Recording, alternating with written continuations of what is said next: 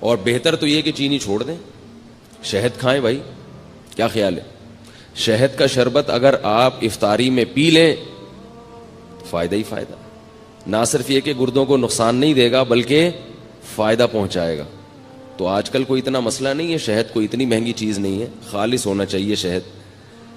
شہد کا جو ہے نا وہ پانی میں 2-4 چمچے گھول دیے, اس میں تھوڑا سا لیمن بھی ڈال دیا, اور لیمو ہونا چاہیے, کچھ اور نہ ہو. لیمو کے نام پہ آج کل مذاق بھی مل رہا ہے مارکیٹ میں. لیمن ہوتا ہے ایک جمیری ہوتی ہے, بالکل لیمو کی شکل کی ہوتی ہے, وہ نقصان دہ ہوتی ہے. تو آپ نے اس کو بولنا بھائی مجھے لیمو چاہیے, لیمو. تو لیمن کا آپ نے تھوڑا سا اس میں ڈال دیا, اور شہد بھی ڈال دیا, اور شربت. یہ سارے کام اپنے خرچے پہ کرنے, یہ پہلے بتا دوں آپ کو میں, ٹھیک ہے نا. ایسا نہ ہو مجھے فون کر کے آپ کہیں کہ آپ نے اتنے اچھے اچھے مشورے دیے ہیں.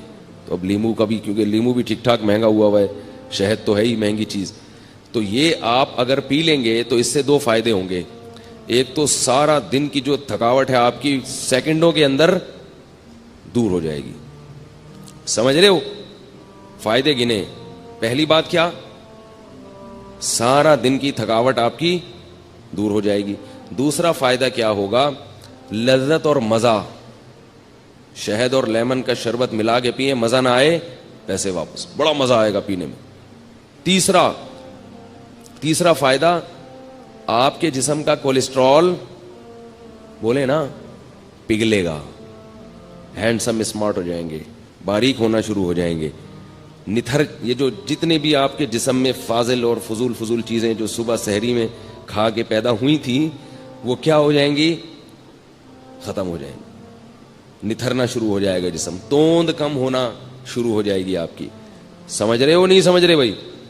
اور چوتھا فائدہ کیا ہوگا کہ شہد میں اللہ نے روحانی برکتیں بھی رکھی ہیں. قرآن میں اللہ نے کہا نا فیہ شفاء للناس, تو اللہ نے تعریف کی ہے. تو جس کی اللہ تعریف کرے, ظاہر ہے اس میں جسمانی برکتیں بھی ہیں اور روحانی برکتیں بھی ہیں. تو یہ 4 چیزیں, اور پھر آہستہ آہستہ چینی سے جان چھوٹ جائے گی. یہ 5واں فائدہ ہوگا, شہد کی عادت پڑ جائے گی آپ کو کچھ دنوں میں.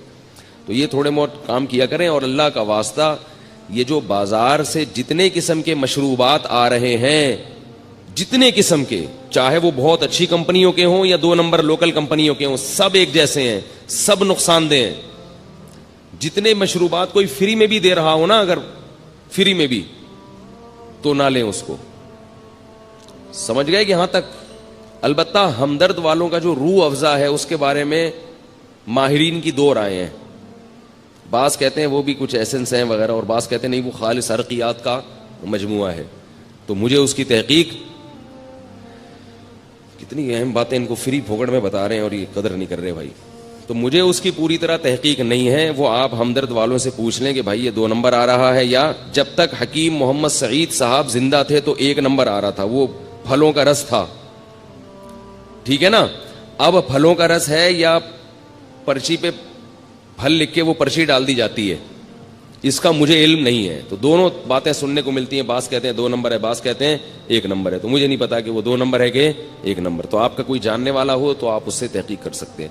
باقی جتنے بھی مشروبات آ رہے ہیں باہر سے, سارے بیڑا غرق کر رہے ہیں. کیونکہ جب آپ خالی پیٹ وہ پیتے ہو, ان میں کیمیکلز ہوتے ہیں.